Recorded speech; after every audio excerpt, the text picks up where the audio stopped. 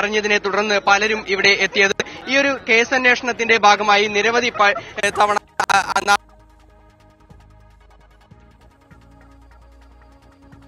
റിബിൻ, എന്താണ് നൽകാൻ കഴിയുന്ന വിവരങ്ങൾ? റിബിൻ, എന്താണ് നൽകാൻ കഴിയുന്ന വിവരങ്ങൾ? അങ്കമാലി മജിസ്ട്രേറ്റിന്റെ വസതിക്ക് മുന്നിലാണ് ഞാൻ നിൽക്കുന്നത്. അങ്കമാലി മജിസ്ട്രേറ്റിന്റെ വസതിക്ക് മുന്നിലാണ്. 6:30യോടുകൂടി ആലുവ പോലീസ് ക്ലബ്ബിൽ ദിലീപിന്റെ അറസ്റ്റ് രേഖപ്പെടുത്തിയെന്നുള്ള വിവരമാണ് പോലീസിൽ നിന്ന് നമുക്ക് ലഭിക്കുന്നത്. അങ്ങനെയെങ്കിൽ 24 മണിക്കൂറിനുള്ളിൽ മജിസ്ട്രേറ്റിന് മുന്നിൽ ഹാജരാക്കേണ്ടതുണ്ട്, കോടതിയിൽ ഹാജരാക്കേണ്ടതുണ്ട്. ഇപ്പോൾ നമുക്ക് ലഭിക്കുന്ന വിവരങ്ങൾ അനുസരിച്ച് ഇന്ന് രാത്രി തന്നെ ദിലീപിനെ ഇവിടെ അങ്കമാലിയിലെ മജിസ്ട്രേറ്റിന്റെ വസതിക്ക് മുന്നിൽ എത്തിക്കുമെന്നുള്ളതാണ് നമുക്ക് അറിയാൻ കഴിയുന്നത്. നാടകീയമായ സംഭവമായിരുന്നു. ഇവിടേക്ക് നിരവധി ആളുകൾ ഈ മജിസ്ട്രേറ്റിന്റെ വസതിക്ക് മുന്നിലേക്കും എത്തിച്ചേരുന്നുണ്ട്. ഇപ്പോഴും ഇക്കാര്യത്തിൽ ഒരു ആശയക്കുഴപ്പം നിലനിൽക്കുന്നത് ഇന്ന് തന്നെ ദിലീപിനെ ഇവിടേക്ക് എത്തിക്കുമോ എന്നുള്ളൊരു കാര്യത്തിലാണ്. പക്ഷേ ഉന്നത പോലീസ് ഉദ്യോഗസ്ഥർ നൽകുന്ന വിവരമനുസരിച്ച് ഒരു സെലിബ്രിറ്റി കൂടിയാണ്. അതുകൊണ്ട് തന്നെ ഇന്ന് തന്നെ ഇക്കാര്യത്തിൽ രാത്രിയോടുകൂടി തന്നെ ദിലീപിനെ ഇവിടേക്ക് എത്തിക്കുമെന്നുള്ള വിവരമാണ് നമുക്ക് അറിയാൻ കഴിയുന്നത്. മജിസ്ട്രേറ്റ് ഇപ്പോൾ വസതിയിലുണ്ട്. എന്തായാലും നാടകീയമായ സംഭവങ്ങൾ നടന്നുകൊണ്ടിരിക്കുകയാണ് ഇവിടെയും. റിബിനാണ് വിവരങ്ങൾ നൽകിയത്. അഡ്വക്കേറ്റ് അജയകുമാർ, ഇനിയുള്ള നടപടിക്രമങ്ങൾ എന്താണ്? ഇപ്പോൾ ആലുവ പോലീസ് ക്ലബ്ബിൽ തന്നെ 24 മണിക്കൂർ പൂർത്തിയാകുന്നതുവരെ ദിലീപിനെ അവിടെ തന്നെ വെക്കുമോ അതോ മജിസ്ട്രേറ്റിൻ്റെ മുൻപാകെ കൊണ്ടുപോകും? ഇല്ല, എത്രയും പെട്ടെന്ന് മജിസ്ട്രേറ്റിൻ്റെ മുൻപാകെ കൊണ്ടുപോകാനാണ് സാധ്യത. 24 മണിക്കൂർ വയ്ക്കാമെന്നുള്ളത് നിയമപരമായ ഒരു അവകാശം. അങ്ങനെയെങ്കിൽ പോലീസ് കസ്റ്റഡി ഇനി ആവശ്യപ്പെടാനുള്ള ചാൻസ് ഉണ്ടോ? പോലീസ് കസ്റ്റഡി ആവശ്യപ്പെടാനുള്ള എല്ലാ സാധ്യതയുണ്ട്. കാരണം പല കാര്യങ്ങളും അദ്ദേഹം ഇപ്പോൾ ബ്രേക്കായി കാണും, അതിൽ നിന്ന് റിക്കവർ ചെയ്യാനും കാണും. അതുകൊണ്ട് തീർച്ചയായും പോലീസ് കസ്റ്റഡി ചോദിക്കും. ഇന്ന് രാത്രി പോയാൽ അത് ജുഡീഷ്യൽ കസ്റ്റഡിയിലേക്ക് റിമാൻഡ് ചെയ്യപ്പെടും. റിമാൻഡ് ചെയ്യപ്പെട്ടതിന് ശേഷം നാളെ കമ്മിറ്റൽ കോടതിയിൽ മജിസ്ട്രേറ്റ് മുമ്പാകെ കസ്റ്റഡി ആപ്ലിക്കേഷൻ വരും. കസ്റ്റഡി ആപ്ലിക്കേഷൻ വന്നു കഴിഞ്ഞാൽ എത്ര ദിവസമാണ് കസ്റ്റഡി ആപ്ലിക്കേഷൻ വേണ്ടതെന്നുള്ള വാദം കേൾക്കും. ഇന്നിപ്പോൾ മജിസ്ട്രേറ്റിന്റെ മുൻപാകെ കൊണ്ടുപോയി കഴിഞ്ഞാൽ പോലീസ് കസ്റ്റഡി ആവശ്യപ്പെട്ടാൽ ഇന്ന് തന്നെ അത് ഗ്രാൻഡ് ചെയ്യുമോ? ഇന്ന് ഗ്രാൻഡ് ചെയ്യാൻ പറ്റില്ല. കാരണം അത് മജിസ്ട്രേറ്റ് ജുഡീഷ്യലായിട്ട് തീരുമാനിക്കേണ്ട ഒരു കാര്യമാണ്. അദ്ദേഹം നാളെ ഇത് പോസ്റ്റ് ചെയ്യും. കസ്റ്റഡി ആപ്ലിക്കേഷൻ എന്ന് വെച്ചാൽ അപ്പോൾ ജുഡീഷ്യൽ കസ്റ്റഡിയിൽ റിമാൻഡ് ചെയ്യും. ജുഡീഷ്യൽ കസ്റ്റഡിയിലേക്ക് റിമാൻഡ് ചെയ്യും. കാര്യം മജിസ്ട്രേറ്റിന് ജാമ്യം കൊടുക്കത്തക്ക ഒരു വകുപ്പല്ല.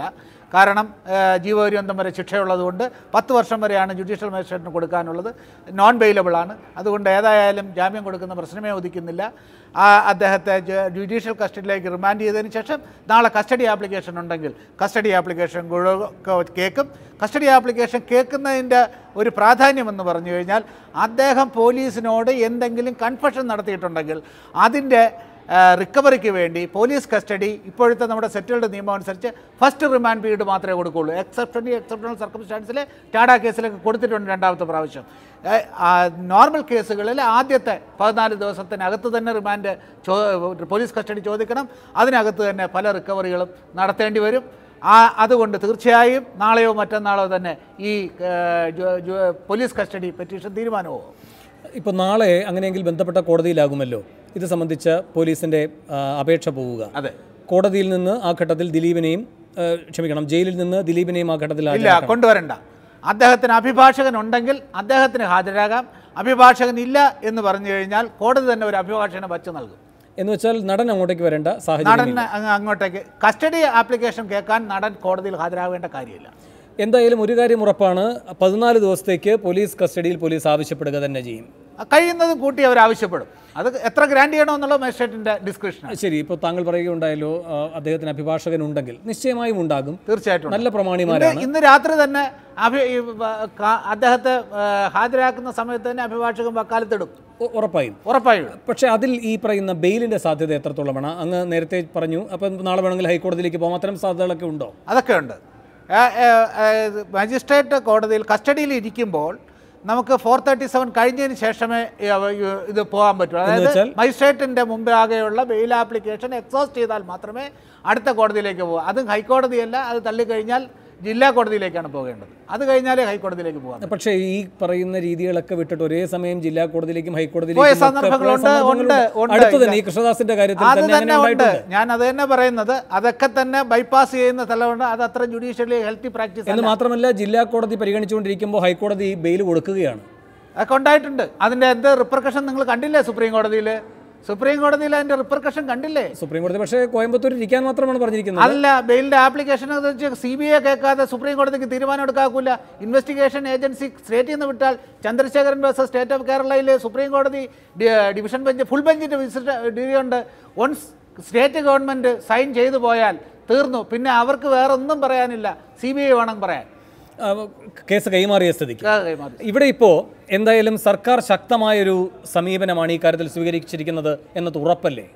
ശക്തമായ, വളരെ ശക്തമായ, എനിക്ക് അങ്ങേയറ്റം ഈ സർക്കാരിനോട് ബഹുമാനം. ശ്രീ നിഷാദ് പറയുകയുണ്ടായി ധാരാളം പേർ തെറ്റിദ്ധരിക്കപ്പെട്ടു, ദിലീപിന്റെ അടുത്ത സഹപ്രവർത്തകർ.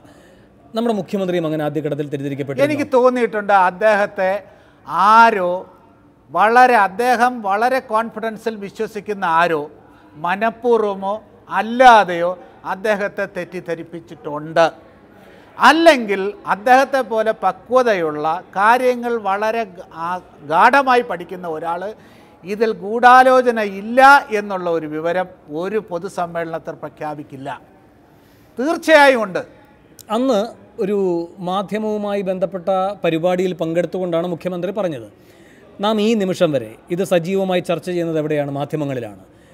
അന്വേഷണ സംഘം ഇതിൽ ഏതെങ്കിലും ഘട്ടത്തിൽ നിശബ്ദത പാലിച്ചപ്പോഴോ അല്ലെങ്കിൽ ഈ നടനടക്കമുള്ള ആളുകൾ പല വാദഗതികളുമായി ഉണ്ടായപ്പോൾ മാധ്യമങ്ങളിൽ അദ്ദേഹത്തെ വേട്ടയാടുന്നു എന്ന വിമർശനവുമായി വന്നപ്പോഴുമൊക്കെ മാധ്യമങ്ങൾ ഇടപെടവില്ലാതെ വളരെ ജാഗ്രതായ ഒരു സമീപനം ഈ വിഷയത്തിൽ കൈക്കൊണ്ടിരുന്നു.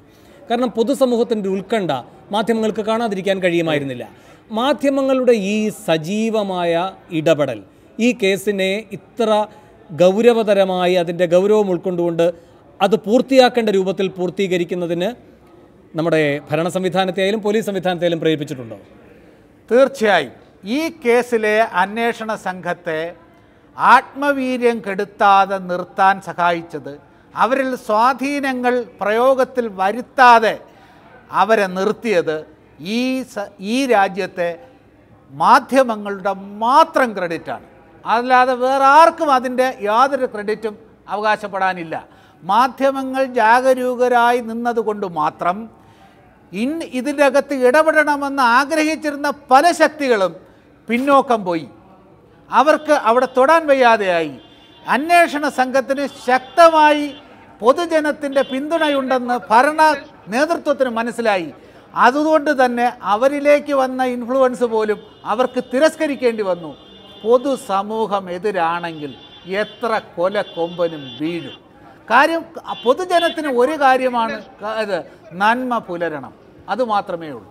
ശരി, ആലുവ പോലീസ് ക്ലബിന് മുന്നിൽ നിന്ന് വീണ്ടും പുതിയ വിവരങ്ങളുമായി രാഗിൻ. എന്താണ് ഇപ്പോൾ നൽകാൻ കഴിയുന്ന വിവരങ്ങൾ? വേണു, അല്പസമയത്തിനകം തന്നെ ദിലീപിനെ അങ്കമാലി മജിസ്ട്രേറ്റിന്റെ വസതിയിൽ ഹാജരാക്കും എന്നാണ് നമുക്ക് ഏറ്റവും ഒടുവിൽ അറിയാൻ കഴിയുന്നത്. ഇന്ന് രാവിലെയാണ് ദിലീപിനെ ഈ കേസുമായി ബന്ധപ്പെട്ട് കസ്റ്റഡിയിലെടുത്തത്. അന്ന് 13 മണിക്കൂറോളം ചോദ്യം ചെയ്തതുപോലെ ഇപ്പോഴും ചോദ്യം ചെയ്തു എന്നാണ് അറിയുന്നത്. അതിനുശേഷമാണ് അറസ്റ്റ് റെക്കോർഡ് ചെയ്തത്. റൂറൽ SP അടക്കം ഇപ്പോൾ ആലുവ പോലീസ് ക്ലബിൽ ഉണ്ട്. പോലീസിന്റെ തന്ത്രപരമായ നീക്കം തന്നെയാണ് ദിലീപിനെ അറസ്റ്റ് ചെയ്യാൻ വഴിയൊരുക്കിയത് എന്നാണ് നമുക്ക് അറിയാൻ കഴിയുന്നത്. അതായത് ഈ കേസുമായി ബന്ധപ്പെട്ടുകൊണ്ട് ആദ്യം ആക്ഷനിൽ പങ്കെടുത്ത 7 പേരെ അറസ്റ്റ് ചെയ്തു. അതുമായി ബന്ധപ്പെട്ടുകൊണ്ട് എത്രയും വേഗം കുറ്റപത്രം നൽകി. ആ കുറ്റപത്രത്തിലടക്കം ഈ ആക്ഷനിൽ പങ്കെടുത്തവരെയാണ് പറഞ്ഞിരുന്നത്. അതിനുശേഷം 120B അനുസരിച്ച് ഗൂഢാലോചന വിശദമായി പോലീസ് അന്വേഷിക്കുകയായിരുന്നു. ഇതിനിടയിലാണ് ഈ പൾസർ സുനി ജയിലിൽ അയച്ചതായി പറയപ്പെടുന്ന കത്തടക്കം പുറത്തു വന്നത്. ഇതിൽ ജിൻസൺ അടക്കം മൊഴി നൽകിയിരുന്നു. അതായത് ഇതിൽ പൾസർ ഏറ്റവും പുതിയ വിവരം ദിലീപിലേക്ക് മാത്രമായി അറസ്റ്റ് ഒതുങ്ങില്ല എന്നാണ്. നാദിർ ഷായെ കസ്റ്റഡിയിലെടുത്തിരിക്കുന്നു.